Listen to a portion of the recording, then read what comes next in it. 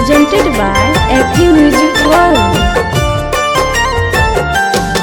लाल सूटवा में देहिया सुघर लागता, लाल सूटवा में देहिया सुघर लागता, जैसे फूलवा गुलाबवा खिलल बाग में। तोहर बोली आए गोरी सुनर लागता, तोहर बोली आए गोरी सुनर लागता, जैसे बोले कोयलिया मधुर राग में, जैसे बोले कोयलिया मधुर राग में।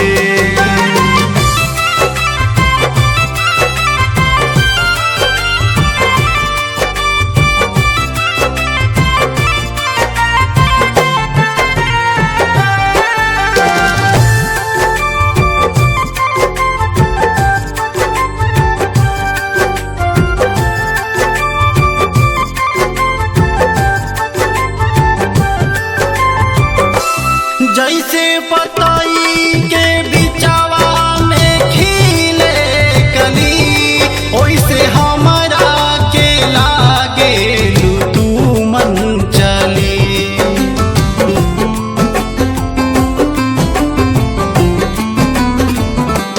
जैसे पतई के बिचवा में खिले कली, ओइसे हमरा के लागे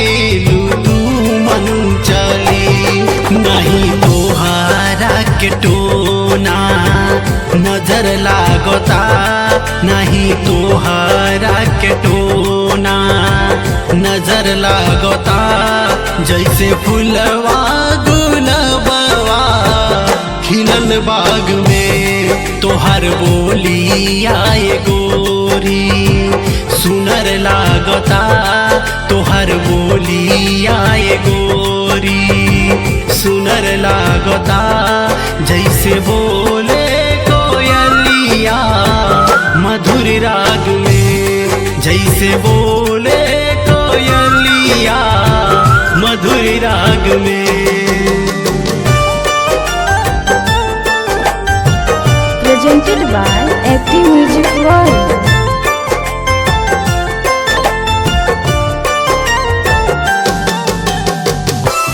जैसे भंवरालू भाजाला देखी चमन, पगलाइल बाए रानी हमरो ई मन।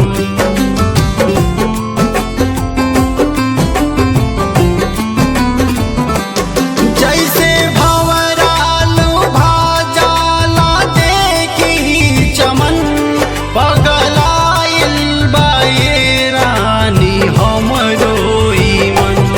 ऊपर चमके सुरुजवा उजर लागता, ऊपर चमके सुरुजवा उजर लागता, जैसे फूलवा गुलाबवा खिलल बाग में। तोहर बोली आए गोरी सुनर लागता, तोहर बोली आए गोरी सुनर लागता, जैसे बोले कोयलिया मधुर राग में, जैसे बोले कोयलिया मधुर राग में।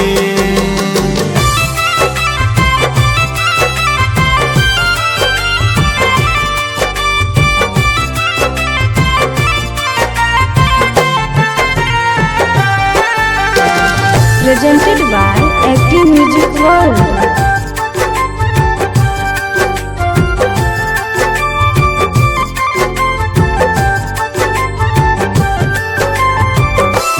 तोहर उठावा ताला गोता अमृत के जल, तोहके देखी बालेश्वर जी लिखले गजल।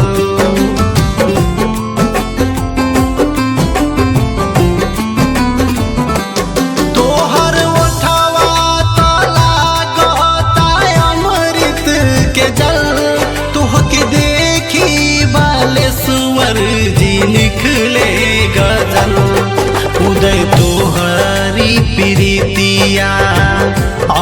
लागता उदय तोहरी प्रीतिया अमर लागता जैसे फूलवा गुलाबवा खिलल बाग में तोहर बोलिया ये गोरी सुनर लागता तोहर बोलिया ये गोरी सुनर लागता जैसे बोले कोयलिया मधुर राग में जैसे बोले कोयलिया मधुर राग में।